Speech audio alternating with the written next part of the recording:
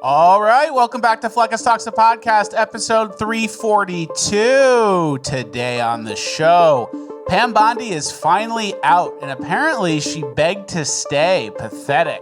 Then, Kristi Noem's husband was exposed for his bimboification kink. We'll show you the pics. Then in Cringe of the Week, we have some victims of fake racism. We're going to tell you their stories. And last but not least, in Urban Decay, we have bad teens, repeat offenders, and baby victims, all because judges don't want to keep the criminals in jail. All this and more, it's Fleccas Talks the Podcast, episode 342, ranked the best snooze podcast of all time. Because words are just words until action actually starts. And actions speak louder than words, but at the same time, words speak louder than actions because sometimes it's the right thing to do. Very cool. Very cool. It's Fleccas Talks the Podcast featuring Richard Grabber.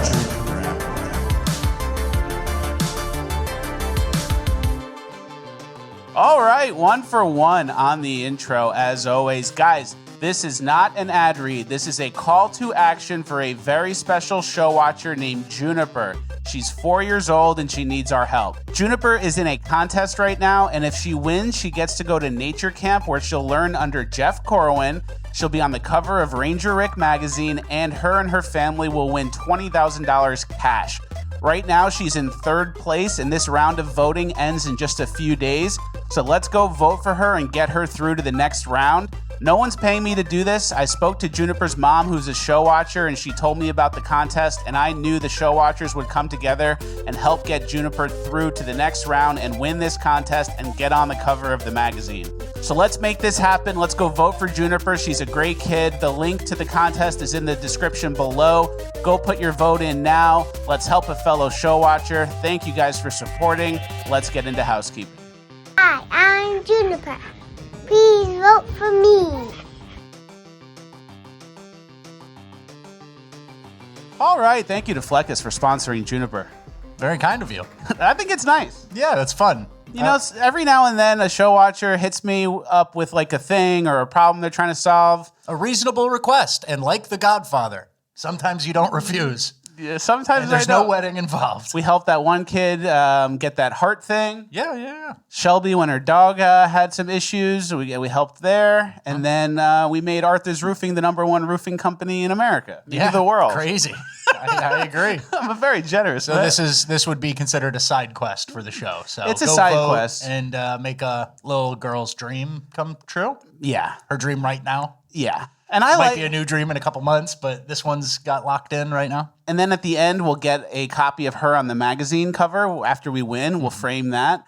And then Jeff Corwin.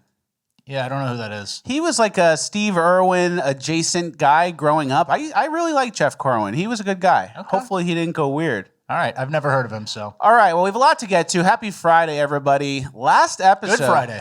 Happy Good Friday. God bless you. God bless you guys. Jesus Christ. Holy day. Made the sacrifice. Thank you to Jesus. For all of us. That should have been the ad. Yes.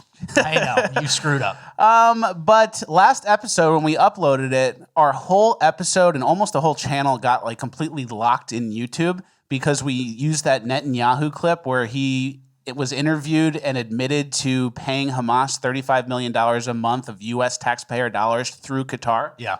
And then it was like blocked in 244 countries. You can't monetize, can't publish. The whole channel was just like locked. And I was like, what the fuck? It's like 3 a.m. Yeah, like a man at a spaceship and every alarm's going off. It's like, I didn't realize Netanyahu had that pull. Yeah, well, I could have guessed. Whoever the media owner was. But if you notice, there was a chunk of time missing where we just jumped in between two things. That was the ultra copywritten video. They really didn't want that one out there. Yeah. So we tried. All right, let's get to our first story. Pam Bondi is finally out. Yeah, Pam Bondi already fired as Attorney General. Cabinet officials teed up as replacement. And the subtext here says EPA Director Lee Zeldin is reportedly being considered as Bondi's replacement after a White House meeting Tuesday. I've seen a lot of people say Harmeet Dillon. I like Lee Zeldin. We obviously had our issues with Pam Bondi. You want me to read this weird reasoning that some people are reporting? I think it's important. Trump's reasoning for the sudden dismissal comes in part because the president believes Bondi tipped off Eric Swalwell about the FBI's effort to release investigative documents related to his relationship with a Chinese spy, an alleged Chinese spy. The FBI was preparing a cache of documents on Swalwell's relationship with Christine Fang, right? What they call her, Fang? Yeah. She's intervening in those matters. The White House wasn't pleased she was intervening due to her personal friendship with Swalwell. You can leave that one behind when you become the Attorney General of the United States, your personal relationship with Eric Swalwell. During the Trump mandate term. Yeah, and so, we never really loved Pam Bondi, but it just is kind of like they wasted our time. They ran out how much clock? It's like a football team who took a bunch of penalties and kept running out the clock, like Bill Belichick. When he'll take the 5 yards and he gets another 40 seconds. And so... And that's what we were saying the whole time. Yeah. It's like, because we were calling her out a while ago during the Binder Gate, how ineffective she is. And we were saying... We need to put a lot of pressure on Trump to get rid of her because eventually she'll let us down, and she did multiple times, and now she's finally out after 2 years of doing nothing. And unfortunately, whoever the person who's going to be replacing her has to be confirmed, and if they're going to get confirmed, we know they'll probably be as ineffective as she was. Yeah, that's the problem. Pam Bondi, I guess Kristi Noem, we're about to get to her husband. A lot of the ladies aren't working out in the cabinet. We saw Kristi Noem get fired and she replaced by a white man, Mark Quain. Despite being named Mark Quain, he is a white man from Oklahoma. And I don't know, the ladies aren't working out, but Pam in general, just like the Attorney General is a big office, a lot of people underneath you, assistant attorney generals and stuff. So it's not all laid on her feet, but every time I saw her on a news hit, every time I saw her kind of promoting the Trump administration's agenda, it just always felt to me like she was kind of like hammering in on the wrong thing or saying something where she's like, and this is my gotcha point. And we're like, well, we don't care about that. Yeah. Stock market's up. Yeah. So the energy was always like a misdirected energy that kind of didn't really work out. But, she successfully, as a controlled opposition, she's successfully wasted a year and a half. That's more of a joke. But that's what I think happened. And I hear Kash Patel's the next one out. There are murmurs, and I don't know, man. How we always used to say, like, China is working on a 1,000-year plan, and they don't care about, like, tariffs or this. They just hold strong, and they go, in 1,000 years, we will be this. It kind of seems like the Democrats are doing a similar thing, waiting out Trump, just on this long-term plan where as long as they stuff the bodies in, we know it'll become universal Democrat rule in America, and I don't like it. This just reminds me of wasted time. All I see is wasted time and bad priorities, right? And we knew from the start, it's very frustrating, and I don't even know, like, their conversation of who's going to replace her. I honestly don't even care. Yeah. I don't think they're going to ever do what we want them to do. Yeah, a perfect pick could make it, give you that 10%, 20% boost or whatever, but I agree with you, and especially confirmation-wise. With the amount of rhinos we have in Backstabbers, it's just like, all right, it's over. They're only going to let in who they want in. Yeah. And it sucks because, like, when we vote, what's the point of voting if we still need, like, Democrats' approval? That's the same with, like, the judges and stuff. We'll get to it in the migrant section where we vote and there's a mandate to deport everybody unless one judge says actually no, and now we can't do whatever we want. What was the point of voting? Yep. All right, let's get to our Kristi Noem freak husband story. But before we do, we have a very special announcement from the Wellness Company. Guys, losing weight's not just about eating less and working out. It's about changing how your body and brain respond to food. This is why the Wellness Company created the unique Trizapatide B6 and B12 combo, clinically shown to outperform semaglutide by targeting the GLP-1 and GIP receptors needle-free. It's a daily weight support solution designed to work with your body's natural regulatory systems. Trizapatide helps influence the signals that control appetite, satiation, and metabolic optimization. Research shows it can reduce cravings, lower the desire to overeat, and even change how the brain responds to bad fats and high sugar foods. Weight challenges are not simply about willpower, they're also about biology. Instead of weekly injections, this formula is a 3-month supply of fast-absorbing sublingual tablets that you place under your tongue. And because energy matters during your weight loss journey, the tabs contain highly absorbable vitamins B6 and B12 to help support cellular energy production. This is not about extreme restrictions, it's about restoring the gut and brain relationship through balance and building healthier habits that last. Head to twc.health/Fleccas today and use code Fleccas at checkout for $34 off of your order and free shipping. That's twc.health/Fleccas. Use code Fleccas. You'll get $34 off and free shipping for U.S. residents only. Thank you to the Wellness Company for sponsoring. Let's get back to housekeeping. All right. Thank you to the Wellness Company for sponsoring. Thank you, the Wellness Company. Love those guys. Okay. Let's get into the story of the day for some people. Yeah. Aruga. Humana. Can you hear my foot going? Hitting a hammer on your head. So Kristi Noem's husband was a real freak who was into bimboification. Yeah, the secret double life of Kristi Noem's cross-dressing husband, Brian, spelled weird. It should have been a leading indicator, right? The pouting, busty bimbo photos and a trove of explicit messages. And unfortunately, guys, this came out like right after last episode, so we missed it. But you know us, we have to come back to it. I'm sure you've all seen the pictures. I never thought we'd have one of these on our side. And he wasn't in the administration, but he was, close. A husband. And I'll say this. I know you're going to make some points. But if you caught me in a picture with these, you'd go, oh, it's a joke. And it's not a joke with him with the pouty lips. He's really pursing the lips. It's all part of a thing with him. And I don't even get the point of the photos. It doesn't look like he's even really enjoying it. And it's humiliation ritual, obligatory stuff like fantasy football punishment. Send the pics, bro. You lost. You have to purse your lips. So I think maybe she was getting blackmailed with this stuff. It's definitely an avenue, right? People have been blackmailed for far less than a bimbo husband. Yeah, so I think that's interesting, and maybe that's why they got rid of her, because she was being blackmailed a little bit. Someone made a funny point. They both like to dress up. Yeah, that's cute. They both like to dress up, and unfortunately, the Democrats on Twitter posted that. Hey, it's true.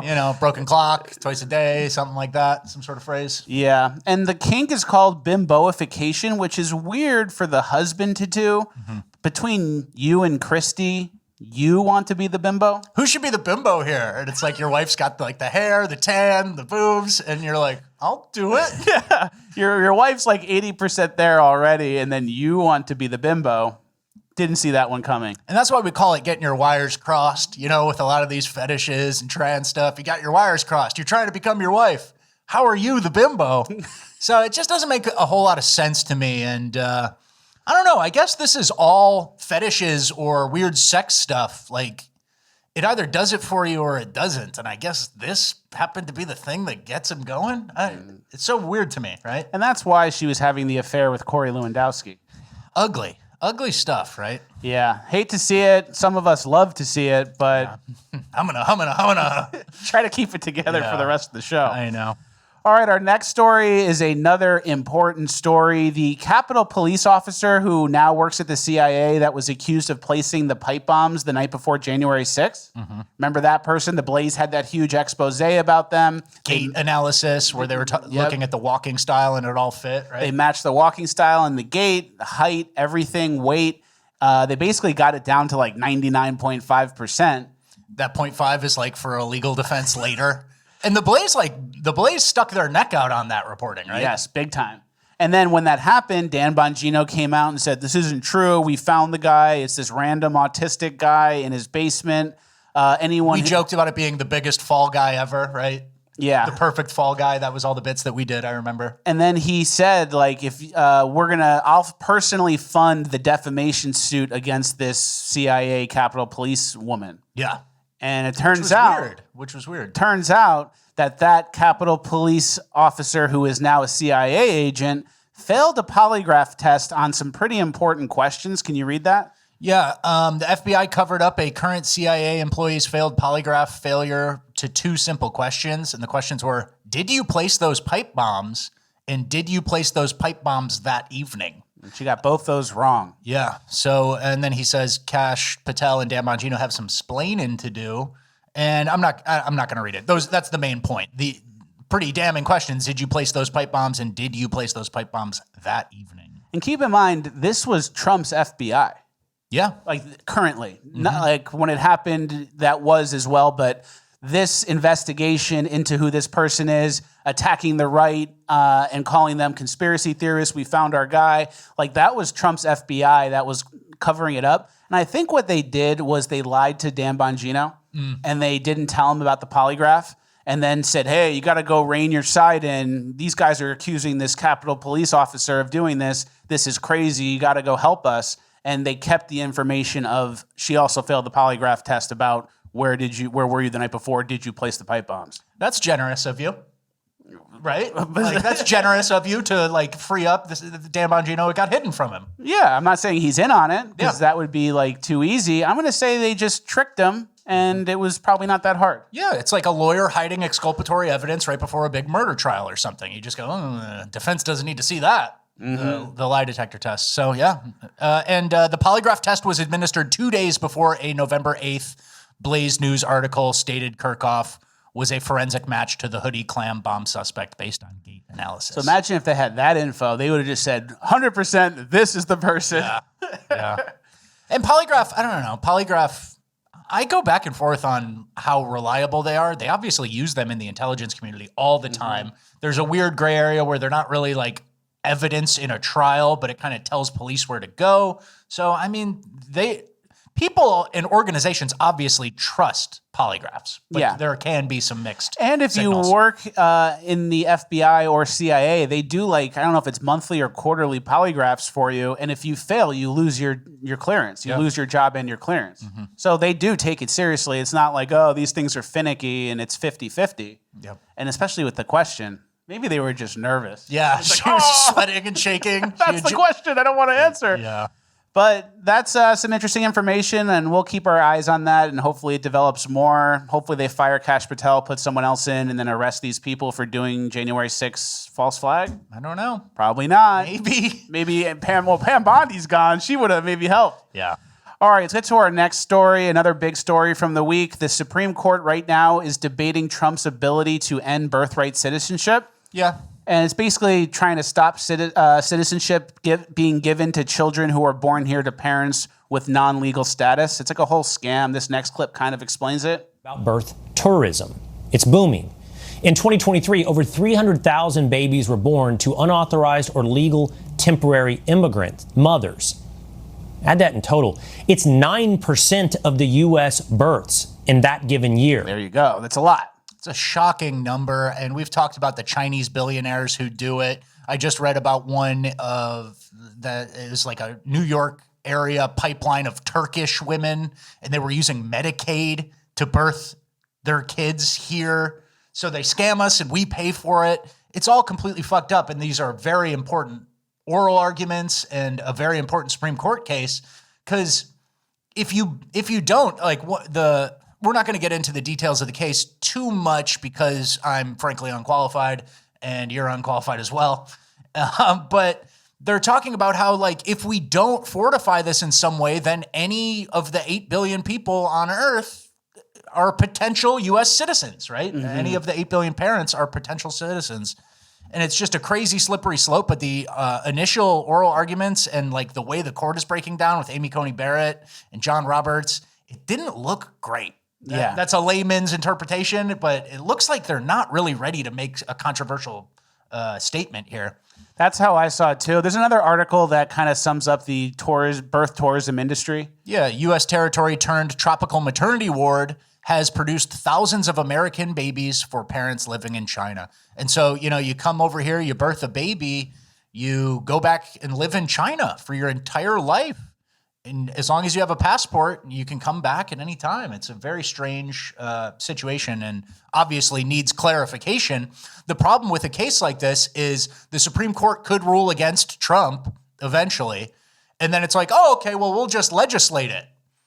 And we can't even pass voter ID, So, like, there's no chance in getting legislation that actually stops this. And our only hope is the court, which is kind of looking shaky right now. Very true. And this is a dream for us. This is like the perfect policy. We want to end anchor babies. That's it.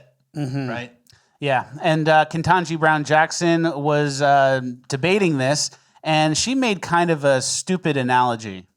I was thinking about this, and I think there are various sources that say this, that you obviously have permanent allegiance based on being born in whatever country you're from. That's what everybody recognizes. but you also have local allegiance when you are on the soil of this other sovereign. And I was thinking, I, a U.S. citizen, am visiting Japan. And what it means is that, if I steal someone's wallet in Japan, the Japanese authorities can arrest me and prosecute me.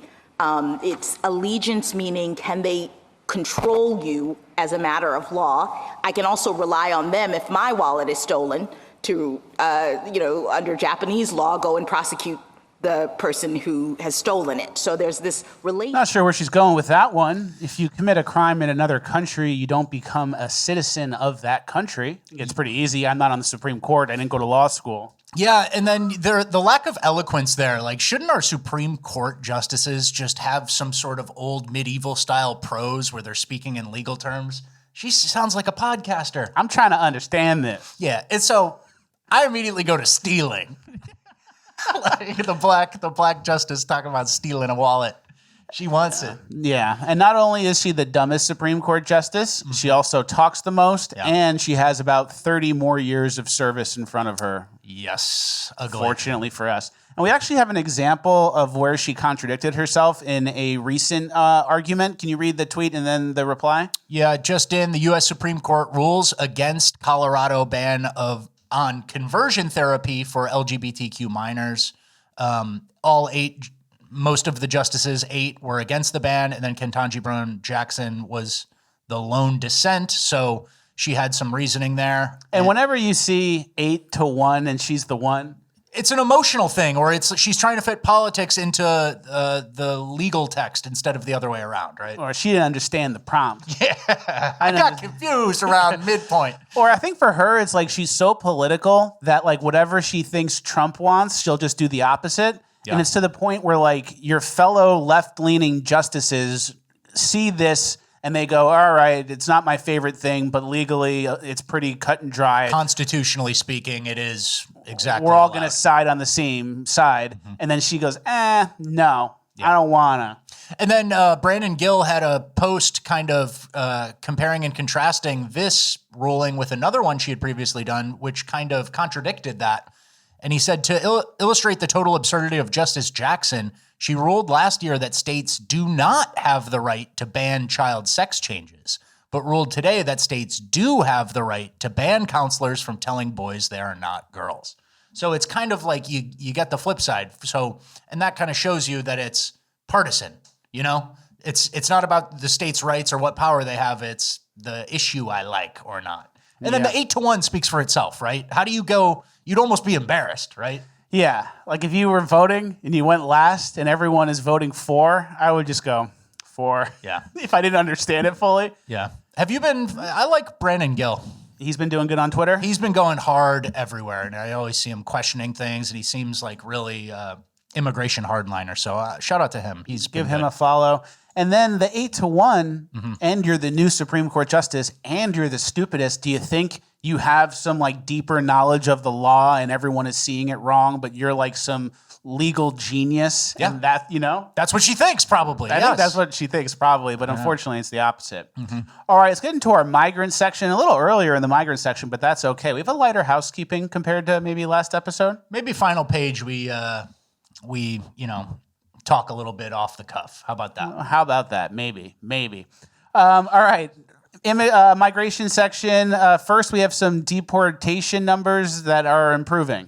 Yeah, and this is not to say, like, I guess it's more just reporting on the good and also the bad. Sometimes you think, hey, the speed at which we're doing this is not really going great. I'm going to get black-pilled because we're in a war with Iran. But you got to take the administration, the good and the bad, right, at the same time. This is from a guy named Prowler on Twitter who's really good at putting out data and stuff, so shout out to this guy as well. As of yesterday, we are now at 1,600 police agreements signed with ICE, an 1,100% increase from late 2024 and a 2,000% increase from Obama. Mass deportations are sustained by these rare deals, So the Trump admin is massively expanding it. That's good. And so basically this is like you sign an agreement to work with a local police department is my understanding of it. Or, you're signing agreements on how to cooperate with ICE. Because obviously we know the sanctuary cities go, oh, we'll just let that rapist out and we don't cooperate with ICE because that's our rule. So we're going, district by district or whatever you want to call it and making agreements with these law enforcement agencies and increasing it. And so this is kind of like quiet background work leading to deportations is what I'd call it. You can see the chart. It's straight up. And then something that we've talked about is buses. We can't see the buses. There are no buses. I keep hoping for them, but turns out we're doing more with planes than we are with buses. This is a chart of distinct ICE charter planes which jumped 2.5x and recorded ICE charter flights have tripled between January 2025 to January 2026. Further evidence of mass deportations and mass detention happening under President Trump. So we didn't get the buses, but we're getting some of the planes. The plane keeps getting used back and forth. Yes. Yeah. A plane with 47 people on it. And they keep going back and How many forth. seats are on the plane? Yeah. You do the math. How many planes are there? How many people? 100 on a plane? Yes. You ran 2 flights today? 200 people? Exactly. So we're not getting exactly what we wanted, but there is quiet progress in the background. We don't want anyone to get too mad. But something that we were talking about, I think we mentioned it a little on the show, the guy who killed the Loyola student, Gorman, who shot her, the guy who was like retarded, 7-year-old brain, basically. And we had briefly mentioned it between ourselves that like a year and a half into the Trump admin, it's Biden's fault, but whose fault is it when we haven't gotten some of those types of people out, right? And so we are working in the background. ICE is still moving. There had to be some shakeups at DHS, but it seems like if I were to categorize it, it would be like we're looking for less social media type confrontations and less boots on the ground type confrontations and are moving to more quiet background, like you're out. Yeah. So whether or not it's good, I guess we'll find out towards after next year or something, when you start looking at numbers that are retroactive. But the quiet, doing your job quietly instead of like trying to do social media points and make a commercial with yourself in it, like we saw Kristi Noem do. And you do your contour makeup while your bimbo husband has got the tits on. Yeah.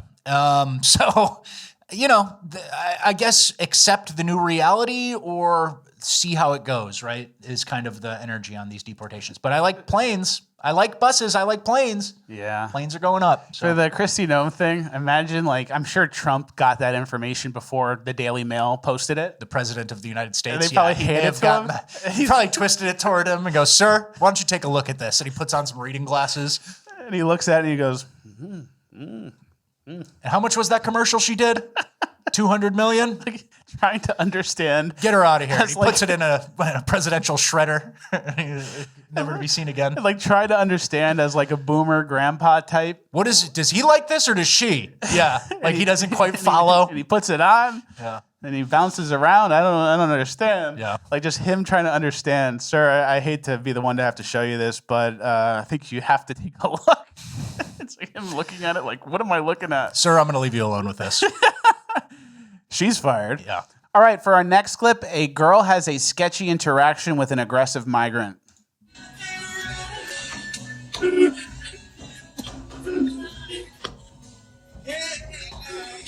He's just trying the door outside of the McDonald's.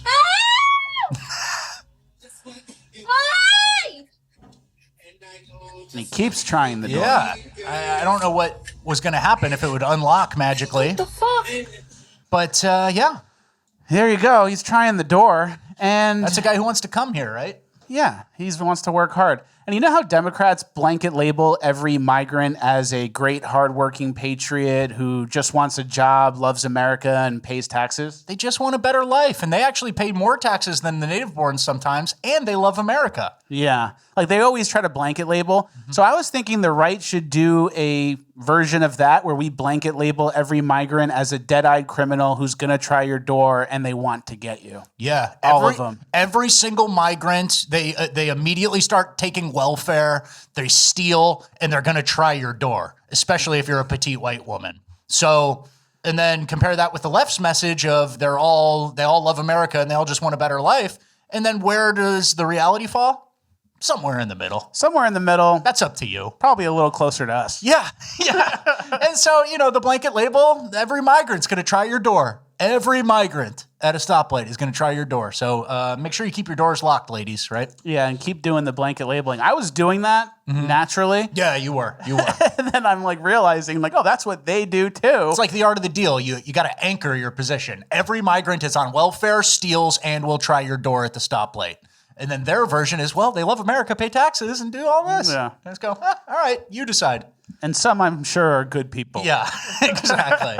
Exactly. All right, next. Remember the CBP app that Joe Biden created so all the illegals could claim refugee status, and he flooded us with all these Haitians and all these people? Yes, I remember that app. And then Trump ended that app, and now a judge is saying that Trump couldn't have ended that app. The Trump administration must restore the legal status of potentially hundreds of thousands of immigrants who came to the United States legally through a Biden-era pathway, a federal judge ruled Tuesday. U.S. District Judge Allison Burroughs said the Department of Homeland Security acted unlawfully last year when it sent a notice telling many of the over 900,000 immigrants who use the CBP One app, it's time for you to leave the United States. And do you actually remember what this app originally was? Do you remember? I think you got an app and then you uploaded your ID and then it gave you a place to meet to get to an airport to get flown in, I think. Yeah. At a port, it gave you where to go to report for asylum. But I know what this app was, but I think the Biden admin took an existing app and just totally changed it to the free entry asylum app, right? Great. I can't remember what it was, but yeah, here's Bill Malugin. Remarkable. The Biden administration created out of thin air a pathway on a cell phone app for roughly 900,000 immigrants from around the world to bypass the Rio Grande and enter the U.S. at ports of entry. Trump revoked their legal status on day one. A federal judge now says no. So a judge can give legal status to millions of illegals. I was going to bring up the religion of the judge, but I don't know if I'm gonna. Yeah. But it was a Jewish judge. Yeah. But I don't know. We don't have to harp on it. Yeah, man. We don't have to harp on it, but it was a Jewish judge, I guess. And, this is just the type of thing where you get a mandate from heaven, 72 million, the popular vote, you win all three branches. And then Deb goes, no. Anyone who downloaded the app, you got to give it back. And so we'll obviously fight this. I don't think those people will end up staying here in any way, but it's just, what's our system? What is our system? And it's so frustrating. We vote. What's the point of voting when if you vote, anything that you do when you're in power after you win with the massive election win, anything you do in power has to be approved by every single Democrat judge. Yeah. But then when they can bring it to any court because, they'll out of 900,000 people, you'll find one person with jurisdiction at the most liberal judge's place, right? And then you go, we'll use that court. And then when they're in power, they do whatever they want. And then when we try to stop them with the judge, they just ignore it. Yeah. Yeah. So but I mean, I'm not saying don't vote. I'm still going to vote, but I just feel stupid. Yeah, I do feel stupid. All right, we're going to go abroad a little bit. I think this was in Australia or maybe New Zealand, but there was migrants kind of eyeing the back of this guy's truck.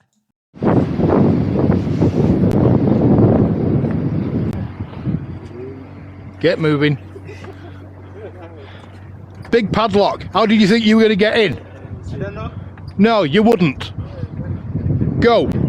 You said they laugh like they were just trying to open the truck and steal, and then they get caught and they go, "Yeah, we were trying." On camera, big toothy African smile. 4 guys with nothing better to do than loiter around a truck. What are we doing in every Western country where these least valuable members of the global economy need to be in Australia or New Zealand? Maybe it's Ireland. Yeah, They laugh when they try to steal your truck, and they go, "Oh, get you next time." Right? Yeah. It's like almost a fable. You have to be on high alert and defense every time, and they only have to get lucky once, right? You forgot the padlock, or you turn your back for a little too long, and the smiling Africans, the big toothy smiling Africans, will get whatever's in your truck. And they want whatever it is. They don't know what it is, but they want it. It can be sold. Maybe it can be sold. We don't have a job, so I can wait and I can stake out, right? So true. All right, our next clip is from the UK. The BBC is publishing anti-dog campaigns, and they're pretending it's not because of the migrants. Are we all becoming too dog friendly? From coffee shops, restaurants and retailers like IKEA, Zara and John Lewis, dog friendly spaces are becoming easy to come by. There are 13.5 million pet dogs in the UK and 36% of households own at least one dog. But people who are allergic to dogs or afraid of them say that the rise of these dog friendly spaces is a concern. One woman with the extreme fear of dogs told the BBC that she feels trapped and only goes out on special occasions due to the lack of dog-free zones. She's one of the many seeking support in online groups who offer advice on how to avoid them. But a coffee shop owner whose brand is underpinned by the dogs says that they're part of the family. What do you think? Has it all gone a bit too far? I think you're covering for Muslims. I think so. And if we want to have a conversation about dog-friendly spaces, we need to have that amongst ourselves, white people. It's not a Muslim-influenced decision, brother. And it's so funny that, like, now, all of a sudden, it's like people have anxiety. Some people are scared of dogs. Haven't people been scared of dogs since, like, the beginning of time? Yeah. But now, maybe we should have no dogs here because that one lady won't leave her house. Sounds like she's got some other mental issues. Yeah, this is the start. You know, this is how the start of like a broader campaign happens. They pose a question, and then sooner or later, they support the places who have banned dogs, and it becomes sort of like an astroturfed thing. And you wonder who's behind it. We never had a problem with dogs before. You know how many great dog breeds are from England? Terriers. I think a lot. They have a long history of breeding those dogs. And that's how they get the rats under control. The Irish, too. All those places. Germany does dogs really well. And all these places are being faced with the same Muslim incursion. And you know what the next step will be? If you want your restaurant or bookstore or coffee shop to be dog-friendly, you got to pay a tax. Yeah. You got to pay a fee. You got to pay a quarterly fee. Where's your dog license, mate? It's coming. That's what's coming. All right, our last piece of the abroad section of our migrants section is this headline. I left the UK for Vienna. It's safer and cleaner, but I miss the diversity. British expats who moved to the Austrian capital say they were impressed by the family-friendly policies, access to nature, and ease and affordability of transport. And that's the person. They're safer in Vienna, but they miss the diversity. It's like I quit drugs, but I miss getting high. And like, you don't realize that's why you quit. You know, the diversity is what made it bad. I don't really get it. But there's a lot of cognitive dissonance for these types of people. Wow, this is lovely. The suburbs are awesome. Mm-hmm. We kind of got another clip of that coming in Cringe of the Week. The suburbs are awesome. How did I not know about this? Because you were lied to and your whole worldview is fucked up. This magic piece of dirt. Yeah. Wow, these white people, there must be something in the water.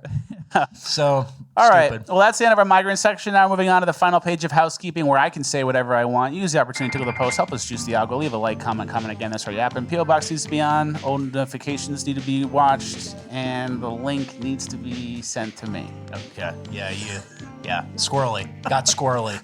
That's okay. You know, I don't think anybody even listens. Does anyone listen and go, oh, I got to comment now? Yeah. Or am I just a fucking fat retard? I think it's about you. I think it's more about you. And you it's kind of one of those side effects may include blah, blah, blah. You just kind of do it because you're accustomed to it. I have a lot of these tics. Even the intro's a tick. 1 for 1 on the intro as always. Tickle and juice. Don't get too down or too depressed. Yeah. I got problems. I think that's standard, though. That's standard for anybody, right? Like, doesn't Bob Barker come on down? It's the same thing. Why do you keep saying that? Yeah, it's the same thing. Yeah, we're allowed to have our lore. Our ticks. All right. Final page of housekeeping. We have one clip, but we're going to get to it. But I have some stories. Then we have some Rockwells, the reverse Rockwells to show you guys. Yeah. I went to the dog park a couple days ago. Yeah. And it was like 1 o'clock in the afternoon. And then on the other side of the fence, I see a black teenager, probably 13 years old, on a scooter with a giant pit bull. Mm-hmm. And the pit bull was doing whatever he wanted, kind of making it hard to ride. And then he came up to the fence where Jerry, my Rottweiler, was, and they were facing off. And the dog was like growling, like coming at the fence. Bad dog, untrained, impulsive, aggressive. And the kid was just putting his hand in front of the dog's face. He was going, Rocky, stop. Rocky, stop. Ineffective ownership. Couldn't do it. And then the guy, the kid with the dog comes around to the gate of the dog park, and the dog park's split into 2 sections, a little dog park and a big dog park. The big dog park is where everyone was. The little dog park was empty. So he goes on the little dog park side which I actually respect and thought was a good move because he clearly didn't trust himself to control the dog. He knew the dog was aggressive. He's like, I'm just going to bring him to the little dog park so he can run around, but I don't want to like deal with him versus other dogs. He's clearly an animal, an uncontrollable animal, and I'm a 13-year-old boy with an intact pit bull. Intact 80-pound pit bull who was looking to fuck.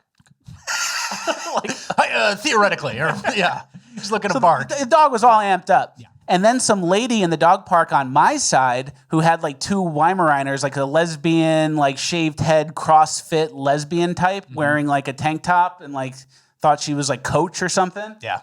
She's like, no, what are you doing? Bring him over here. And I'm looking at her like, what are you fucking talking about? She goes, no, it'll be fine. We'll make sure. It'll be a good learning experience. And it's experiment. It'll be an experiment. And he's like, oh, I don't know. And she goes, no, come on, it'll be fine. So like I see this going down and I beeline for like the timeout section where if a dog's aggressive, you put him in this little like 5x5 fenced in. I put Jerry in there and I just stood in front of the gate and just waited for this dog to leave. But she's like, no, come on, it'll be fine. And then if something goes bad and that dog attacks, who has to wrestle the dog free? The 13-year-old boy, the lesbian softball coach, or the high 200s pound, 6'1" man, the only man there, you. And it kind of felt, when he was telling me this story, it felt like a microcosm of society. The uncontrollable, violent, impulsive dog, a lesbian saying, come on in, everyone's welcome. It'll be fine. And then the white man who would have to fight, standing there watching all of this go down. Right? Make decisions on my behalf. Yeah. And it did and then the kid comes in with the dog on the leash in the dog park, which is like not what you do because you get wrapped up and it gets chaotic and you can't control the dog. Like having a dog on a dog leash actually makes them prone to be more aggressive. Yes. So the dog growled a few times and then the little Weimaraners ran away and he couldn't catch him, but he was like kind of chasing. And then the kid's like, well, I'm just going to go. I'm not really sure. Left it on me. Who would have wrestled the pit bull? Yeah. I would have had to. Yeah. But then again, maybe I would have just let it happen. Let the lesbian fight. The pit bull locks onto the Weimaraner, and you tell you it'll be okay. Yeah, give her the same advice she just yelled at you. They'll be fine. Yeah. The dog's killing him. So that's that. How are people so stupid? People have this. They watch Pitbull and Parolees or something, and they go, "Oh, he's sweet," and he's visibly a mauler. Or one good pit bull, and you go, "Oh, every dog's like that." All right, let's get to our next story, alien story. And I know you're probably tired of aliens, but this is like big. This is Benny Johnson talking to Matt Gaetz. And listen to what he said he was told by a military, I think, general. I think the most important information will be the biologics that are not human that have been discovered. And like even some of the briefings that aren't classified just need to be out in the public. I mean, I had someone come and brief me who was in a military uniform, worked for the United States Army, that was briefing me on the locations of hybrid breeding programs where captured aliens were breeding with humans to create some hybrid race that could engage in intergalactic communication. An actual uniformed member of the United States Army briefed me on that. Does that sound made up, Richard? What the fuck is going on? No, it doesn't sound made up. But I was saying this shit forever, and it's like, okay, final page, you're schizo. But now the military's talking about it too. Whoa. You want to apologize a little bit? Whoa. Dude, who's the guy who went on Joe Rogan, was talking about reverse engineering all the aircrafts and stuff? Mm-hmm. I've always kind of loosely believed that. But some of the shit you bring into the final page, you can't just say I was right on aliens. Some of the shit, I don't know, someone needs to go back and find some of the dumbest shit you've said. I've always kind of believed this. Like you find a crash aircraft or something. So human-alien hybrid breeding, that's a new one. But aliens are real. I mean, I think there's life out there. I don't know how long ago. Imagine if we found a spacecraft from, the 1950s era or something. Or even earlier. And then how would we know what time they were here? You know what I mean? They find a lot of alien spacecrafts from archaeological digs from thousands of years ago. That's what I'm saying. So just apologize real quick and we'll move on. Sorry, sir. I'm sorry, sir. But you need to admit that you've brought some slop and dumb shit into the final page. Well, maybe in a couple of years, Matt Gaetz will tell us it's real. All right. And then we trust Matt Gaetz, who's out of Congress now, and just kind of like loosely firing from and it could be like a psyop where they just give him bad information, knowing he'll go talk about it, and then make like the Republicans look bad. I don't think it's that though. Yes. I think there is an alien hybrid program, and there's another tweet that goes along with this. Breaking: Senator Babbitt announces, "You would be very surprised who's not entirely human, but says he can't disclose more because the alien hybrid program is classified." What are these people? Why do they give us, why even say anything at all? They give us a little piece of the highly classified alien hybrid thing? Mm-hmm. I don't really like that. Apparently the aliens like to have a lot of kids. They reproduce a lot. Oh, so there's Somalis or something? That could be Elon. Okay. Respectfully. Yeah, he could be. He could be. And if he said it, I'm sure you'd go, yeah, there's a chance. You want to talk about the rocket launch at all in the final page of Housekeeping? Yes, it was successful. That was nice to see. Successful launch. Everybody did it. I don't know why there's a Canadian involved. This is our moon. This is our moon mission. We do charity for a Canadian. Yeah, I didn't like that part. But, it was cool. They went up. I personally have no desire to go to space. I get it. I already can imagine what it would be. You get up really, really high, higher than you've ever been, and then even higher than that. And then you look out the little hole, and it's deep space and the giant Earth. I get it. I don't have to go. Yeah. Oh, you're weightless. It's no gravity. It's incredible. Yeah, it's kind of like being underwater, but a little more. I get it. Don't need to go. Don't need to burn out in the atmosphere coming back in. I get it. No desire to go to space. I get that angle, but, some people might call you spiritually brown with that opinion, but which I will. You're going to go to space? If given the opportunity? Yeah, if given the opportunity for a real, there's no pathway for me to go to space, so it's a dumb question. The Amazon trip where you go up and come back with Katy Perry? No, that's stupid. That's just going 250 miles above Earth. That's nothing, right? That's as far as we've been recently. But a moon mission, here's the thing. Nobody needs me. Nobody's asking me. But yeah, I would go to space if somebody said, hey, you have a unique set of, we need someone to podcast and fucking tell us about air traffic control accidents. We need a buddy to kind of hang out with. Yeah, we need a morale booster who's not too fat. I'd be like, oh, are you sure? You're going to lose a little weight, but you can come. Yeah. But, it's one of those things. I'm happy we're doing it. I'm happy someone's doing it. So it's nice to see, right? Yeah, and then during the launch, people on TV were saying this will inspire future astronauts. And I just kept thinking of the Urban Decay euphemism for future astronauts. Astronauts, and I was like, oh, it means something different to normal people. No, it's great for kids. It's great for morale. I saw something that Memetic Sisyphus posted where he posted a headline during the Obama NASA years, and it was something about we need more Muslims in space. And the headline was just like a joke. So juxtaposed with that, it's nice. It is. All right, let's move on. I have some notes here. I had a very inspirational night a few nights ago. Every now and then, maybe once a month, I'll have this inspiration wave hit me where I'm in the zone and doing funny bits and have funny ideas. And I wrote a few of them down. Okay. Number one, remember that candy Whoppers? Yeah, I hate Whoppers. They suck. Least favorite. Yeah, they didn't have to do that. That was an OG candy, though. That's one of the first things they did was malted milk balls. And then they never developed. It's like a disgusting grandma candy. Yeah, I hate Whoppers. Okay. So that was good. Keep going. Number two, I have an idea for the economy. We print a ton of money, and we don't tell anyone.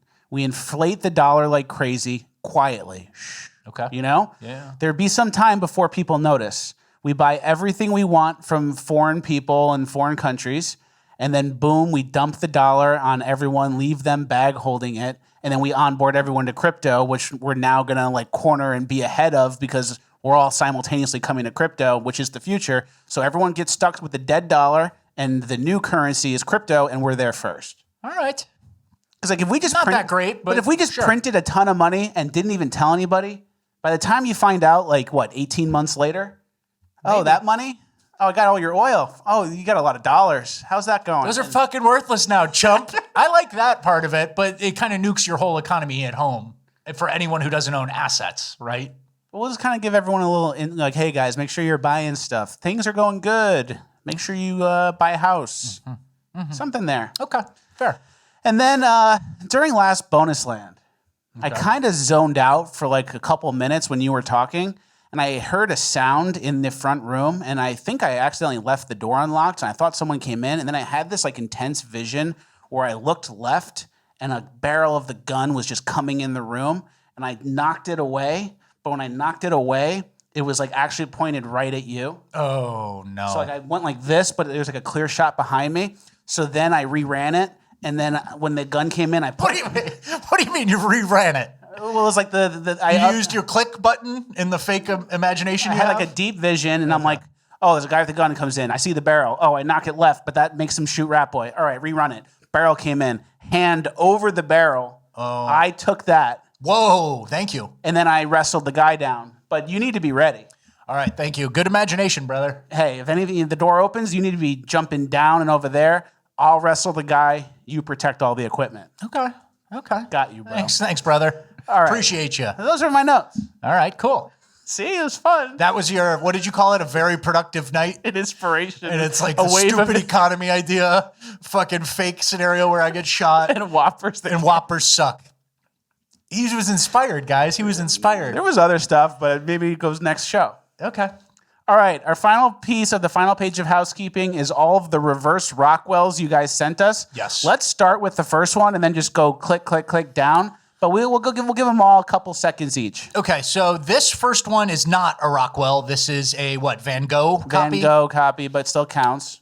I like what someone was doing out there. It's a Van Gogh copy, and it's a migrants on boats situation, and the white woman, a Scandinavian white woman. Yep. So good work, not exactly the assignment. Big body Benz with migrants on bikes. That's real. Doesn't look very Rockwell-y, though. It doesn't look Rockwell-y, but it's a nice Benz. Okay, this one. Rockwell-y EBT. Is some sort of Rockwell-y EBT scene. But here's the problem, some of you guys. What is this a scene of? They're all around a table of nothing. She's got a pizza shirt. So, okay, you tried, but you got to do better. That's a good one of the one you described. Yeah, that is a good U-Haul one. That's kind of exactly what I imagined and pictured. So nice work there. This looks like, migrant truck, a little migrant trucker with a turban, and it's all the cargo's all shifted and fucked up. Pretty solid one. Here's another one outside of Walmart. Hungry, please help, vet, hungry, God bless. And then it's the EBT woman. With all her food and all her kids. Yeah, and the AI slop is the food, but I like what you did here. I like what you tried. Next, we have a classic car going through a sea of homeless tents. Yep, with the ray of light coming. Not really. This is a good try, but it's not really a realistic thing. So when I was talking about modern day Rockwell, it was a scene that had to like really happen, you know? This, 1954 Studebaker going through a Skid Row, but it's worse. That doesn't really happen. Here's somebody who is tagging it Urban Rockwell, kid underneath like a McDonald's, and it's all trashed out. That's pretty good. That's a good one. Mischievous kid under the table. I like that one. Here's another one which I would call heavy-handed. The black woman with the giant fried chicken and the kid with the watermelon. That's heavy-handed. That's not really what we're looking for Still submitted. Nice submission. This is a Rockwell of a guy losing his job to Indians. Yes, I think he's on a Zoom interview with multiple Indians, and he's defeated. That's a good Rockwell. That's a good Rockwell, but this other Indian guy up top, he's doesn't need to be there. He doesn't need to be there. So you can see where people got lazy with the AI. Someone just made us like a Warhol style. Yeah, Warhol. We appreciate that. That's cool. Here's one. Giant, big, fat white woman taking a shit somewhere. We've got what's the sign say? Rockwell. Free smells? Free smells. I think that's Jimmy John's. Says free smells for their bread. And she was taking a dump. Irina Zarutska Rockwell. Irina Zarutska, again, heavy-handed. He didn't really pose like that. That's okay. Here's a judge with a black man. That's pretty realistic. There's an American Street, Casa Fiesta, El Amigo Mexican. Cloud9 Vape Shop, Raj's Liquor, and El Rancho Mexican Cantina. That's a good one. That's pretty solid. Good. Here is a doctor coming to see a patient, and she's some sort of, head covering Middle Eastern type. Very good. Here's a guy on the street, the homeless one. Good for him. I think we've done enough. We've done enough. Here's another one. Chemtrails over the suburbia. That was pretty good. Here's one. This one is one I would say is heavy-handed. Pledge allegiance to the Israeli flag. So this is more in your imagination. This isn't really happening out there. Maybe in Congress. in Congress, it's required. But the little kids doing that, it does not exist. This was a good EBT one. You have the lady buying all the EBT food and then the construction worker buying 1/2 gallon of milk. And then this was maybe my favorite, the guy who camps out next to the pothole and changes the tires. Yeah. That's a pretty good one. I might actually frame that one. Yantas quick service. So good job, guys. Most of you understood the assignment. Some of you were a little heavy-handed. We're trying to do reality, something like a real image. And I thought it was good. I thought all of them were great. Okay, good for you. All right, well, that's the end of housekeeping. We're now moving on to Cringe of the Week. All right, our first story from Cringe of the Week is about college acceptance. I think you guys probably saw online a lot of people are getting accepted into college this week, and they're posting it. All the Asian people getting rejected from all the Ivies, but getting into UC Davis. Yeah, all 8 Ivies rejected. No problem, brother. Stuff like that. That's why I always say, Asians, you're with us. Yeah. You're with us. We'll look out for you. Yeah. More than other people. Yeah. Just not, the ones who are here. We're not going to look out for all of China or all of Japan, which is currently how it's kind of operating, right, with international students. But we'll look out for the ones here. You're not going to get discriminated against so a black guy could get to Harvard. Yeah, we got you. Not on my watch. And our first clip is from Dartmouth, our Isla Mirada. Alma mater. Yeah, good one. Good one. And basically, this is from the Dartmouth College Acceptance Office, and this is how they write their rejection letters, and this is what they posted online. It says, my team and I were so honored to get to know each and every one of you through your application at Dartmouth. Regardless of the decision you received today, know that we believe in you. And they sign it. It's all these women doing heart hands in the admissions office. All these fat heart hands. We believe in you. It's so gay. And 90s Dartmouth. But you rejected me. Yeah. You don't believe in me. You rejected me. They say, we're cheering you on from the woods or whatever. Did I get in or not? No, you're not. Yeah. And everyone just wants to feel good. And I've been looking at Dartmouth's like admission stuff and these videos they're posting. Everyone is brown, fat, and gay. Yes. And I actually have a picture here that Dartmouth posted of 90s Dartmouth at a football game. 93, class of 93. They showed up. Do you see that? I see a sea of white men. I see a sea of young white men who are smart. And now, like I said, it's all brown, fat, and gay. And to prove my point, I commented on that post and said, Dartmouth isn't what it used to be, sad. And then an Indian person replied, son, what? And then a gay guy replied, girl, what are you talking about? It's like, it's perfectly proved my point. Proved your point. An Indian and a gay guy replied to tell me I was wrong. Yep. So that's what I wanted to show you guys to start off Cringe. Used to be only men. Used to be only men at Dartmouth. And now it's all fat, brown, gay people. The only white people there are gay or athletes. Yep. That's it. Yep. Sad.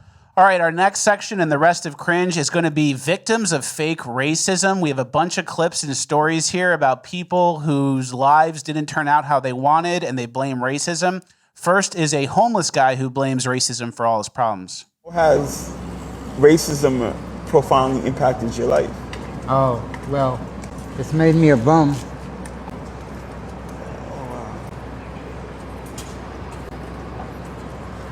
I've accomplished absolutely nothing. And I know for a fact I'm an intelligent human being. Oh, man. So opportunity is what makes a man what he is. Damn. And if you don't have opportunities to fulfill your needs, you're not going anyplace. Well, you could have gotten a government job from Obama they couldn't fire you from. Yeah, that's a start. I guess you didn't have the opportunity to do that, right? Yeah, you could have been loud working at KFC. Easy one. They'll hire anybody, right? And then, like, maybe that person did experience some racism in their life. Like, he looks like an older guy. Maybe he's seen some different times. But he let that define him and defeat him, which makes him a loser. A loser. Yeah, I don't know. Racism made me a bum. I don't know. I think you're a fucking loser, dude. And I think race probably has, you could maybe argue for like 2 to 5%. But then also during that whole hire black people thing, that happened pretty aggressively. But I guess you were already a bum then, so the opportunity slipped you by. Yeah. But yeah, I'm tired of fucking losers. I don't feel bad at all. Saying, oh, it was racism. It's like, maybe that's why you're a loser. Maybe that's why you're looking for externalities, right? What happened to me? Why did this happen? Yeah. Something happened to me. As if you couldn't like do a shift on a crabbing boat or something. There's so many hard-nosed jobs where you can get a little lump sum, right? You got to risk it a little bit. That's so true. Homie never risked it. He never risked it, and he let the defeat define him. And I want to point this out. There's a man in mainland China whose loose-fitting clothes got him sucked up into an industrial machine, and it killed him. Yeah. But if he survived, you think that would stop him from working? No. He'd go, my arm bad now. I use this arm, and I just do one thing. I bang out the spoons. You know? You know how Chinese people are? Oh, I'm tired of this shit. Yeah, me too. But I wanted to point that out. Yeah, definitely. All right, our next... A lot of Chinese machinery euphemisms and metaphors recently. That's the season. I guess it's a brilliant commentary on the world. You can apply it to anything. The rickety machinery with no guardrails and your loose-fitting clothes, and you get sucked in. It's about how you react after you get ground up. Exactly. And you're dead, but it's how you would react. Exactly. Our next story is about a criminal who was in court and he was being disruptive, and this is what they did to stop that. Why did a judge in Cleveland order deputies to tape shut a defendant's mouth? Now, it happened during Franklin Williams' sentencing for armed robbery. The judge said that he gave him more than a dozen warnings to stop talking at inappropriate times in court. I'm going to hear from your lawyers, and that means zip it. But you're not letting me that means zip it right now. Does that make sense? No, it doesn't. I'm not being allowed to speak how I need to speak. He's stopping me from talking. He's gagging me, putting tape over my mouth at this moment. Now, Williams said that he felt humiliated and that he kept talking because he said the judge would not let him say what he wanted to on the record. So there you go. And then people were commenting on Twitter and they were alluding to like 100 years ago, are we back in these times? To like what, a spit mask sort of thing, or chained down into the defendant being chained down? I don't even know. Or maybe like they cover his mouth and then they go, oh, the defendant's not going to speak for himself. He's guilty. Yeah. They're trying to pretend it's that. But the guy interrupted the judge 12 times, was speaking at inappropriate times. The judge is allowed to do this. And he also got sentenced to 24 years in jail for aggravated robbery, kidnapping, theft, stolen credit cards, and illegal guns. But he's the victim because he's black. Bye-bye. Yeah, there's this sort of assumption that you can't do anything to a black guy. Like, because he's what? Because it looks inhumane? Because it looks like something someone used to do to a slave or something? He won't shut the fuck up. What do you think happens? I don't know. The 11th warning wasn't enough. It's that oppositional defiance thing. He can't be told no. Last word. Get the last word in. When it's literally the judge. And then think about retard-wise, right? Think about the spectrum from retard to really smart guy. The judge is about to give you your sentence. Should I interrupt him 12 times or should I act calm? 24 years, I mean, it could have been 20. Could have been 18. I think the judge might have been a little pissed. Should I piss off the guy right before I'm sentenced? I don't know. You ain't let me speak. That's so He dehumanized me. I'm in court. I think you dehumanized yourself, right? That's very true. And I'm in court because I can't follow the rules. Should I follow the rules in court? Nah. And there's a certain type of people who, no matter what the lead into this was, no matter what, no matter how many warnings, no matter how many anythings, they just see tape on his mouth and they go, they keeping us down. And I can't relate to someone who's been told 12 times to shut up. Even if I was black, I don't think I'd relate to anybody who got told 12 times to shut the fuck up. Yeah, exactly. All right, our next clip is actually one we covered on Wednesday in Bonus Land, but it actually fits perfectly into this section, so we're going to run it again. This woman is mad that the teacher wrote the N-word to her when she was doing a progress report on her child, but wait till you hear what her child did first. PG County. I am the mother of multiple students who attend PG County schools. My son is in the pre-K program under PG County. This notebook right here is written to me from his Caucasian teacher. He has a white woman as a teacher who lets me know how he's doing on a daily basis. She has showed me or written to me that he has used foul language in previous days, and she has always abbreviated it. Today, she said that he used the word nigger, and this white woman decides to spell out the word nigger. It's just real ironic to me that she abbreviated when he used effing or B, but when it came time to use the word nigger, she wanted to spell that out. PG County, the majority of your teachers are extremely immature or mentally ill. What is the hiring process? So this woman's mad that the teacher wrote the N-word, but the context of writing the N-word was to tell her that her son said, "Ms. Sadie, what are you looking at, N-word bitch?" So you're mad. But she's white. But she's white. It's a white woman. And you're mad that the teacher wrote the N-word to you, but your 4-year-old preschooler called the teacher an N-word bitch, and your problem is that the teacher wrote the word. That's fascinating. It's displacement, right? You should be mad at something, and you know you should be mad at something, but I'll take it out on the white teacher because that's the easiest. On social media, I don't have to explain myself. I'm black, you're white. We run this word, and I'm going to dog walk you. Yeah. Because you answer to a district or some other pussy high above. And I think you should worry about your 4-year-old using the N-word and bitch to a teacher. Where did he learn that from? To a teacher is crazy. Like, I could probably speak for you too. I've never really spoken back to a teacher. Maybe I was a wise ass or like said something under my breath.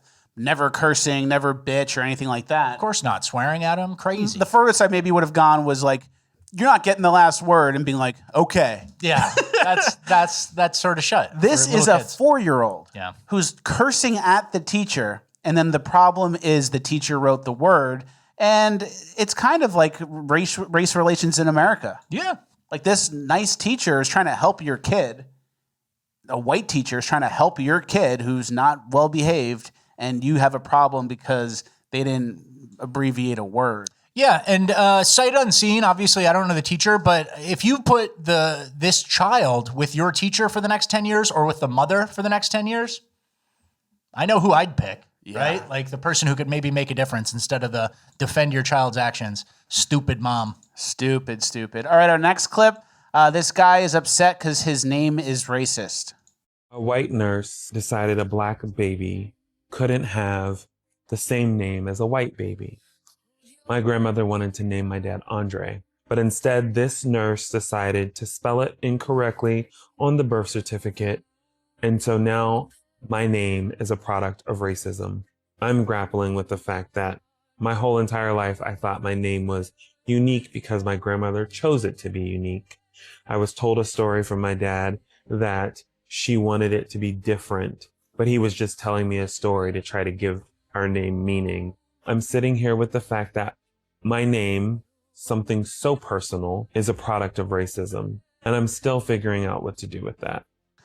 Well, now you're drinking wine under a blanket in a nice loft apartment, so that's good, right? So I guess it didn't really affect you, right? You figured it out. And you had a dad too, so that's good. Yeah, and I love how there's some sort of like evil white nurse who's like, writing down whatever the fuck she wants. What, changing one letter? What did his name? It became Andre? I think it's Andre with a U. Okay. Yeah, and then there's the whole process of, okay, let me check. Can I see what you wrote? It's my son's legal name. I should probably check. There's it's all the white nurse's fault. There's some evil white nurse. And then a guy like this carries this baggage around like he's Santa Claus. It's weighing him down. It affects everything. And then like he's probably rude to a white person later because of this. It's so stupid. And then it's like the way he says it at the end, now I need to figure out what to do with this. Yeah. You got a lot of free time on your hands. It doesn't seem like you're very busy, and all you have to worry about is all the bad things that happened to your grandparents. And that's what you need to focus on. And then what? You can't be at peace until that's all settled and corrected? Why don't you just go invent an app? There's apps out there. Use Claude. They got AI code agents now. People You're worried about some nurse. They're not busy enough. I don't think about you at all. The nurse is ripping cigs. I do 10 babies a day. You think I fucking care? Yeah. So that's like what annoys me, because it's like that's almost such like a what's it called? Like when you're self-victimizing or you're looking for an oppressor type thing. It's like you have your life so good that your biggest issues is like correcting whatever happened to your grandmother. Yeah. What are you talking about? Yeah. Weird side quest, brother. Really weird. And then you're going to be sad and like you're going to carry that with you. It's just like this victimhood thing that everyone really likes. Let's tape this guy's mouth up. All right, the next clip applies to all these victims of racism. This guy really explains what entitlement really means. There's a great definition of entitlement, which is where you are now and where you want to be. If you want to do something about it, that's ambition. where you are now, where you want to be, if you think that's someone else's problem, that's entitlement. And that's what we're dealing with here. Yeah. And that's what, a British comedian guy? You know his name? He looks familiar. Yeah. All right, our last clip of Cringe. That's it? No commentary? Yeah, I just wanted to do that and apply it to all of it. Yeah. Good. It's true. And our last clip is this black woman who now lives in white suburbia, and listen to what she says about interacting with people. So I bought a house and moved to the suburbs, and so now I do stuff like run in my free time around my nice neighborhood, right? But not only do I run, I cosplay as a nice suburban individual. I'm running, little boy running towards me, he sprints right past me, he no more than 4. His parents are walking like 20 feet behind him, they're all like, oh, that's so cute. So when I get up to the parents, I say to them, I say, hey, you got to get that one in track. Am I right? And they're like, oh, of course, we got a runner on our hands. I'm like, well, you have a good day, Barb. And I just keep running. And this is so fun. They ate it up. I ate it up. I've been pointing and clicking and waving at neighbors. I'm walking around. Hey, how's the kids? You know what I'm saying? I'm walking around. Nice mulch. Who did yours? Oh my gosh. I love the suburbs. This is so fun. So she's being pleasant to her neighbors as a bit, I guess. But it worked. And that's the thing. That's someone who like buys in. And maybe it's ironic because she used to be somewhere else. But it's like, oh, if I'm pleasant, everyone's pleasant to me as well. Aren't the suburbs crazy? Yeah. Like it's such a fascinating thing, or some sort of socioeconomic like experiment or something for her. But yeah, that's pretty much it. Yeah. If you're nice, then the niceness comes back to you. And then the only time someone would be mean if they're like a crazy person, right? That's it. It's actually super easy, and white people are awesome. And yeah, we laugh at your stupid jokes, and then we'll do our own stupid jokes, and it's all just polite. And we're being literally nice. And everyone's so critical of white people while also trying to always live near where they are. Yeah. Could you ever think, like, people dream of living near white people, whether that means coming from Somalia to come to America or going to the suburbs. Have you ever heard of an example of someone wanting to live in a black neighborhood? No, not once. I can't think of one. Maybe a documentary or something. That's it. You'd have to have an ulterior thing. There's no reason to, right? Or if you like move to a bad area in Brooklyn and you're like, in 10 years, this is going to look way different. I'm going to hang on to this. All right, well, that's the end of Cringe. We're now moving on to Urban Decay. All right, our first story from Urban Decay is a dine and dash story. The restaurant posted this video and said, please help us identify the thieves. It's those two right there. Yeah. I haven't seen the video yet, but it's going to be those two right there. So I just wanted to help. Yep. Got it right. And they're kind of like boisterous. They're enjoying themselves. They singing. They ordering everything on the menu. Oh, yeah, got a big seafood boil, a crawfish. They sucking the tails out. And here they're getting ready. Classic dine and dash sign, one kind of looking around. One goes first always. And then the second kind of has to be the commitment. And here comes the second. And she goes, all right, see y'all later. She in a nurse outfit too. Yeah, she's like a normal person in society. Or maybe, I can't tell. But yeah, that's it. It's a crawfish place. And they go, oh, we're a family-owned place in Dallas. Does anybody know these people? Mm-hmm. But you know who it is. And right? if this stuff continues, I think it's kind of obvious, but like restaurants will adopt the order and pay at the counter and then go seat yourself. Yeah. And everyone can't be trusted now because only a few people can't be trusted. So now everyone has to pay and order before, and that's what's going to be like the new status quo. Yeah. Just ruining it for everyone else, even though we know who's doing it. I'm shocked that, I get it, dine and dash on, you're on the highway and you're going on a road trip and it's a podunk town or something. It's like, it's a scumbag move all the time. But every single house in suburbia has an HD fisheye lens camera going out. Every business has full HD, here's you in your face. What's a crawfish boil between two women? $80? $90? I think it's like $50. And so to get yourself on full HD camera for like a meal, I don't know where people get the balls. You're gonna get found, right? Yeah, not good. Unless they don't snitch on each other, that's part of it. The no snitching, and it extends to petty crimes like crawfish. Mm-hmm. I don't know, man. All right, next we have a kind of a section about baby victims, unfortunately. This guy ran over a child. This doorbell video shows the moment she's describing. You can hear the engine revving, then the car speed up significantly. We've stopped it before it hits Naomi. The other two kids got out the street. Naomi wasn't quick enough through her little legs. She had eyes on her. She was not unattended.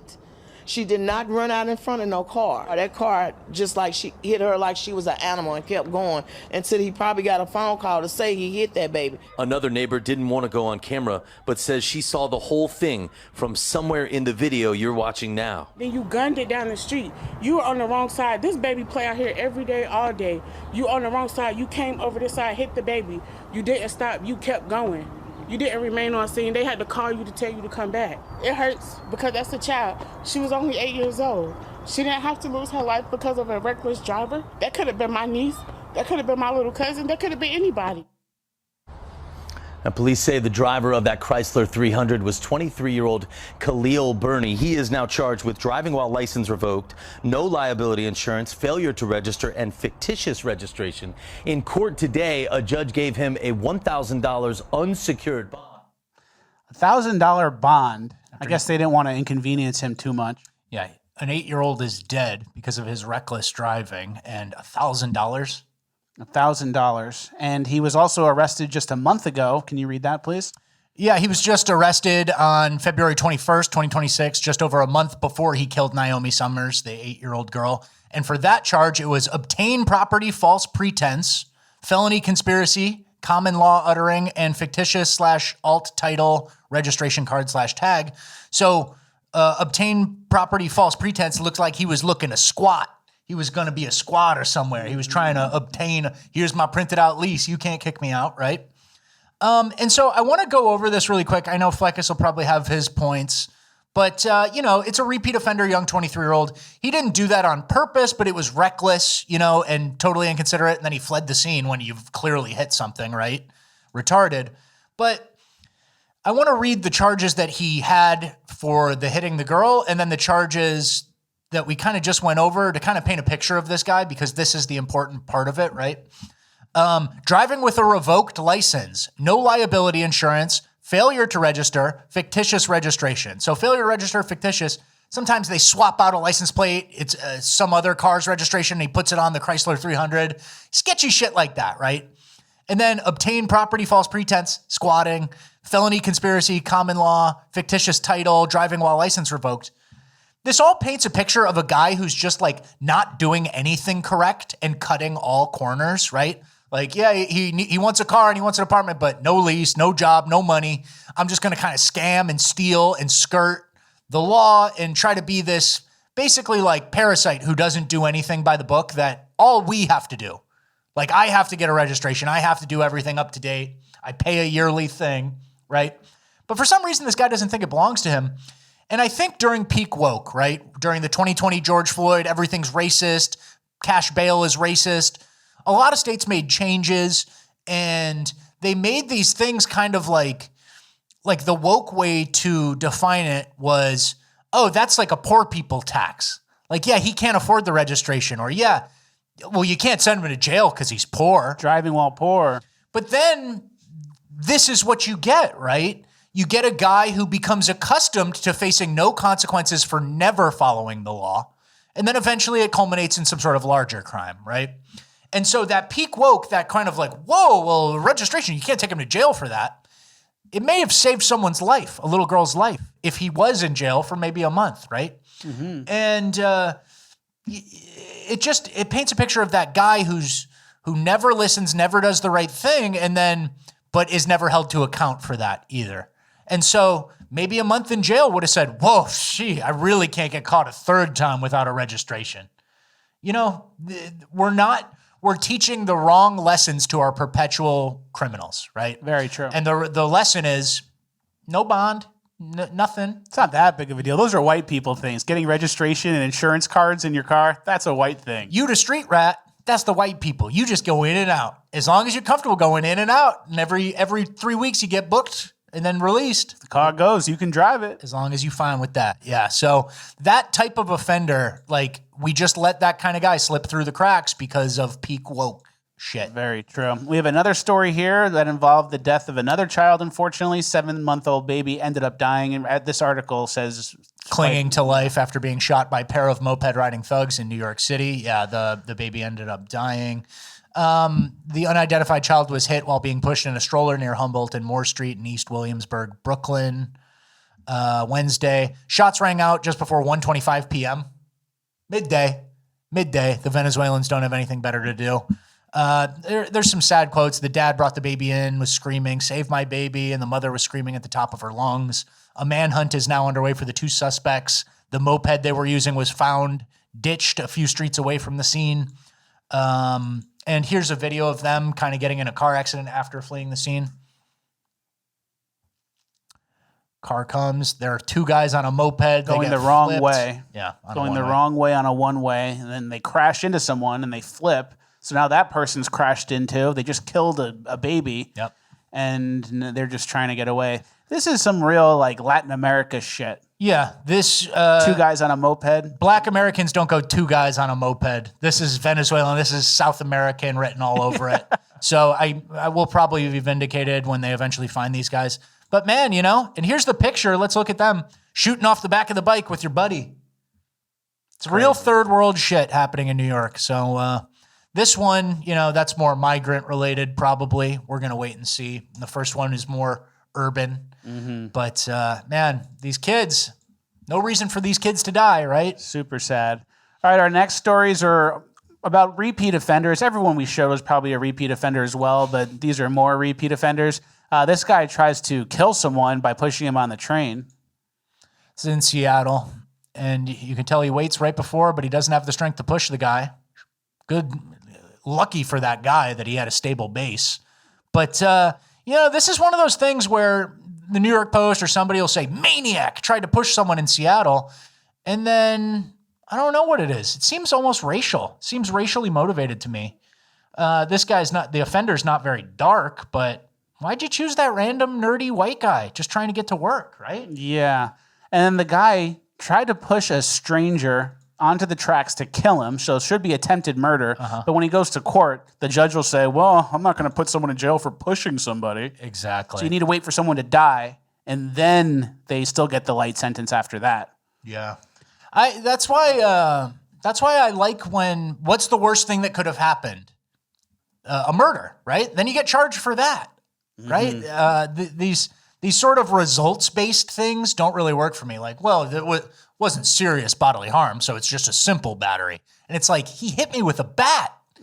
Just because I took it, just because I ate it, doesn't mean the guy did anything less nefarious, right? Yeah. And the guy who got pushed could have been doing better. He had his headphones on. He was standing near the tracks. There was a sketchy guy loitering with his hood up, waiting right behind him. You probably could check your surroundings before the train comes. So I wasn't really impressed with that. You guys need to have your head on a swivel out there. Yeah. And then if your back should be against a wall. If you want to listen to your podcast and you want to kind of zone out, then make sure your back's against the wall and your legs are planted in a way, you know? Very true. These STPs, I see these all the time. Yeah. And they don't have any of the training we have. Yeah. All right, next, ankle monitor guy does it again. Quick story out of Chicago that shows the revolving door. Charged with robbing a woman on the CTA, a judge released him on an ankle monitor. He quickly violated that agreement, officials said. The judge released him on the ankle monitor again, and 4 days later, he allegedly robbed someone else near the Mag Mile. Keeps doing it. It's so crazy. The ankle monitor, he should probably stop, right? He keeps not learning. And then it's like, you're saying like, oh, two people keep not learning in this scenario. A retarded, violent black man, IQ unknown, likely under 80, or the judge who's educated. Went to law school. Yeah, went to law school, passed the bar, is a successful judge. And it's like, the judge is more retarded than the criminal. Because you should be the one to predict what the criminal's going to do after the third time.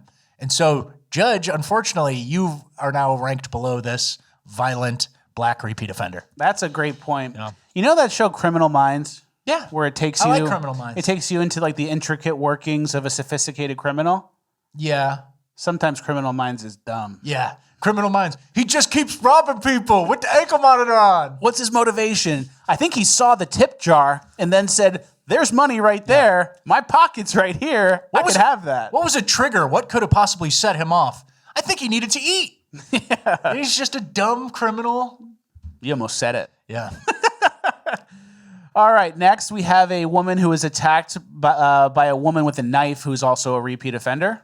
It was random, inexplicable, and scary. She was getting her toddler out of the car when this woman she's never seen before confronted her and attacked her with a knife. To say this crime is a shock is an understatement.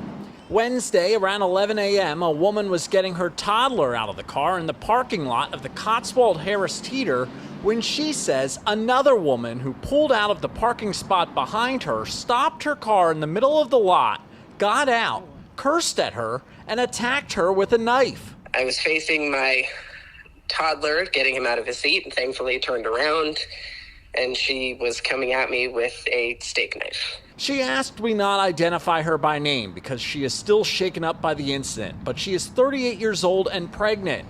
She has never seen the woman who attacked her before and has no idea why this happened. I pushed and kicked and screamed, and thankfully, I think that scared her off. The attacker got her once in the sternum, but she and the unborn baby are amazingly okay. Crazy. In the sternum. And look at the mugshots here, you know, and the woman sounded white, the pregnant woman. Another one of those, I guess we'll never know if it was a hate crime or not, but it doesn't get bundled in with other hate crimes. This woman gets arrested like 30 times, still needs to be on the street. And remember the Asian cop during George Floyd, who was near George Floyd when he OD'd? Yeah. He's in jail for 5 years. Yeah. This lady's stabbing people with a steak knife and has been arrested 30 times and tried to kill someone again who was pregnant. The Asian guy who was near George Floyd when he OD'd gets 5 years. Yeah. Very frustrating. There's another story out of Chicago. We don't know who killed this person, but we're probably going to be right if we guess. Beloved high schooler Lily Bova gunned down outside Chicago, and cops won't say who did it. How does that help the public apprehend him? I'll say who did it. Yeah. Probably a migrant or a BLACC, a black. Exactly. And then there was an Irina Zarutska memorial mural that was painted, and they're painting over it, and the guy explains why. Well, Emily, Jean, it's still here, but not for long. Artist Ian Goudreau tells me he's sad it's come to this point, but after calls from Mayor Smiley and other local leaders to remove the mural, it felt like only a matter of time before this happened. The artwork is going to be removed. Artist Ian Goudreau breaking the news to NBC 10 Monday afternoon. The Irina Zarutska mural is coming down. A lot of people voiced their frustrations, and voices were heard, and the work is coming down as a reaction to that. And then in the mayor, I think, who was responsible for that, said this isn't aligning with our city's values. The mural. What are those values? Black criminal murderers are good. Yeah. That's the values, I guess. Yeah. And I saw one, I think that it was a counterexample to this. You know how people always compare and contrast other murals. There was one of a gang member, illegal, who got killed by Chicago police, and he has a mural. Great. That's how it works. All right, our last piece of Urban Decay, the bad teens are still active. We're going to start out in Jacksonville, where it was senior skip day, and the kids got into some trouble. You want to start with the video? Yep. So this is, before we start it, they do senior skip day, they head out to the beach, and there's someone's wedding out there. And so... a white person's wedding. Pretty bad timing.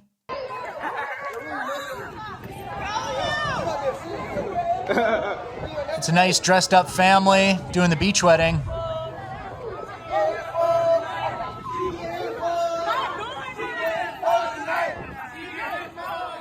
And the high schoolers are yelling, "You getting fucked tonight," right outside your wedding. The feral pack of teenagers yelling about crude sex.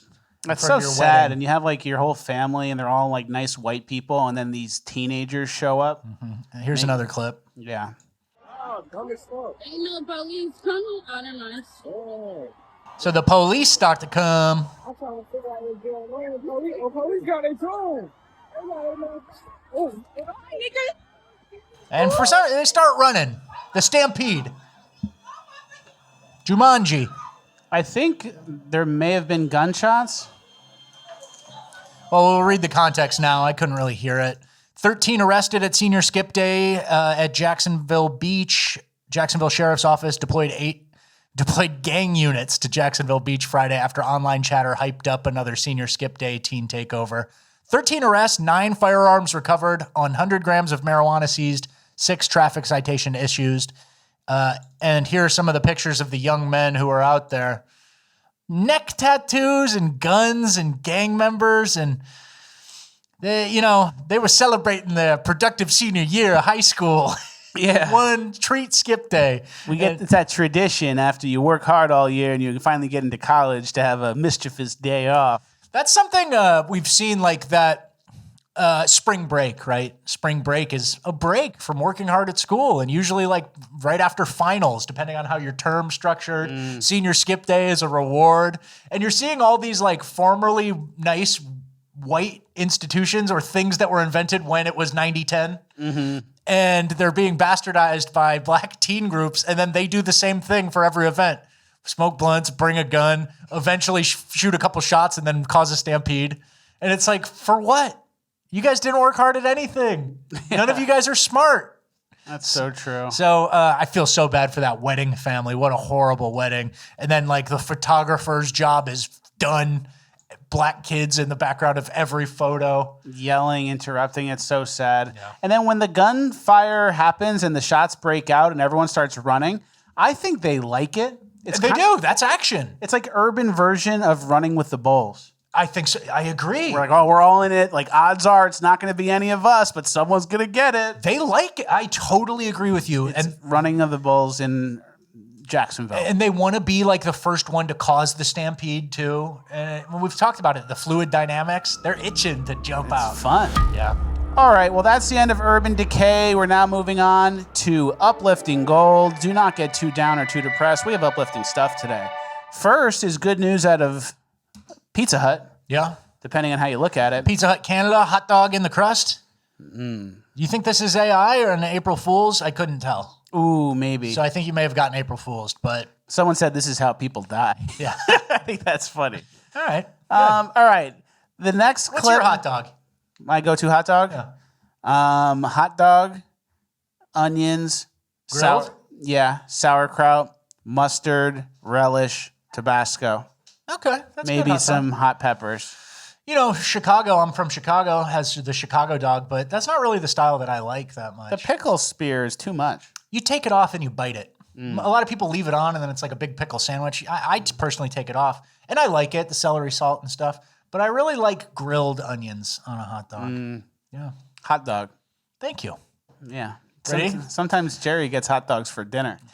So every once in a while, I see Fleccas opening an 8-pack of Oscar Mayer wieners and dumping it in Jerry's bowl. Or just when his food subscription doesn't come in. It's like a day behind, and I just feed him a whole pack of hot dogs. He likes it. I wonder if he likes it. All right, next, we covered this on Cringe last week, the overdoing sales call people who like overdo it, and they're too like intrusive and not good.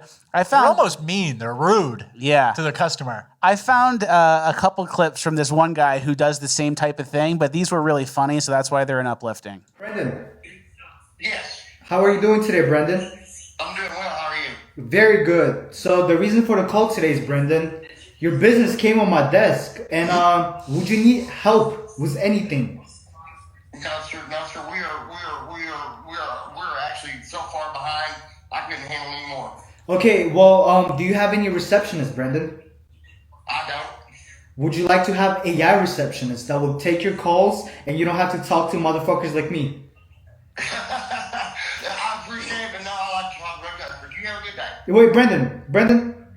Yes. Can I send you a Zoom link so I'll show you what I do whenever you have a free time? So look, Brendan, you said that you don't have time. That's the problem, right?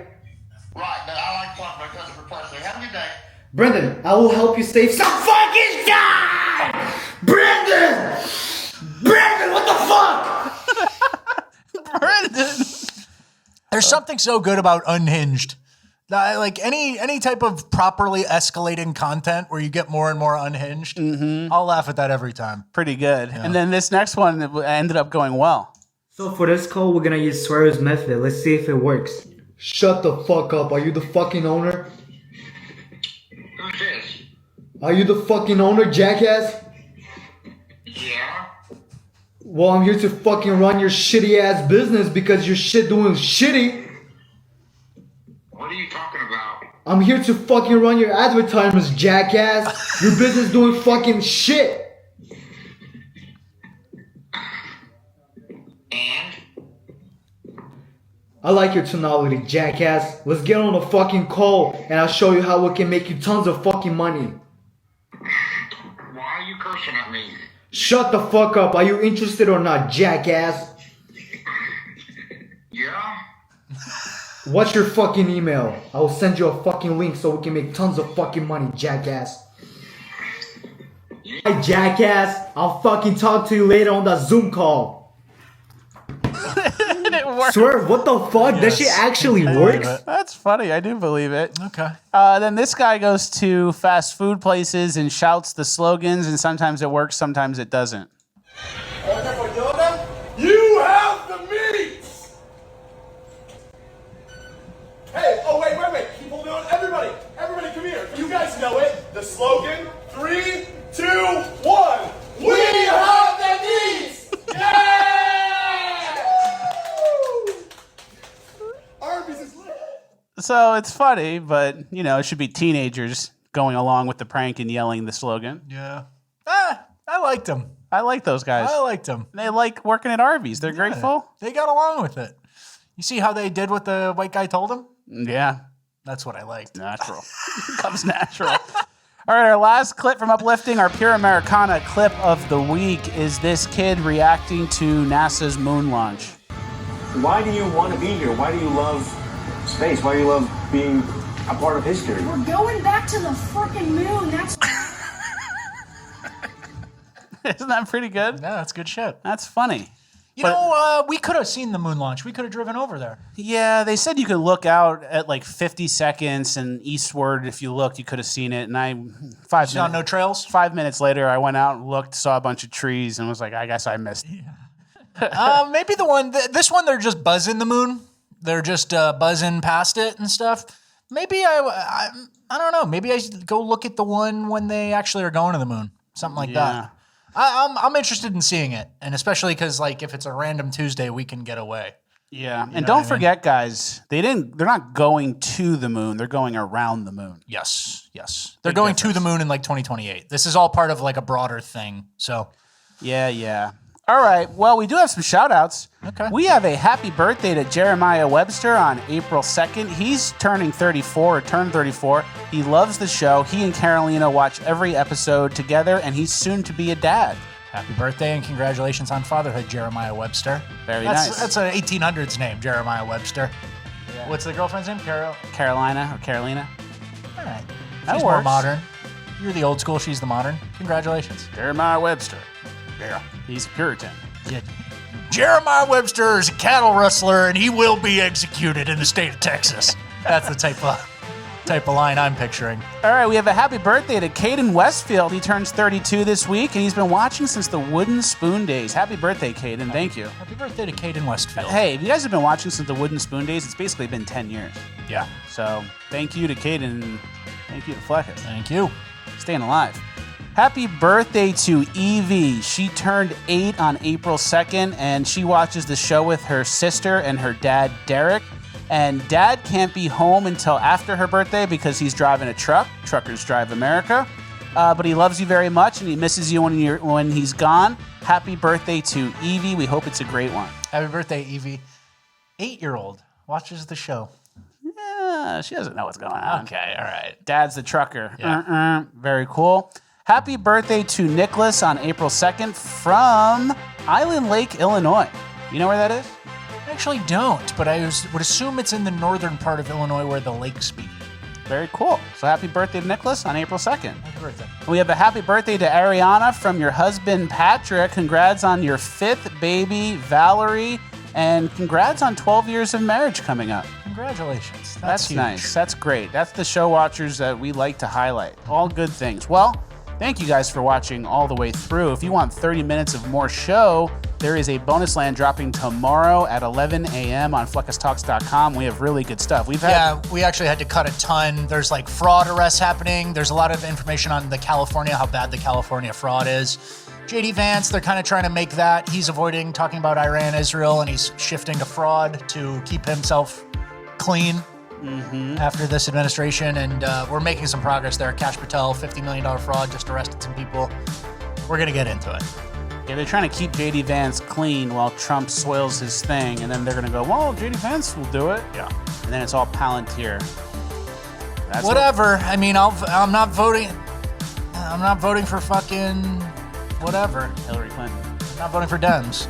Well, that is the end of the episode. Like I said, thank you for watching all the way through. Join us in Bonus Land tomorrow, and we'll see you on Tuesday.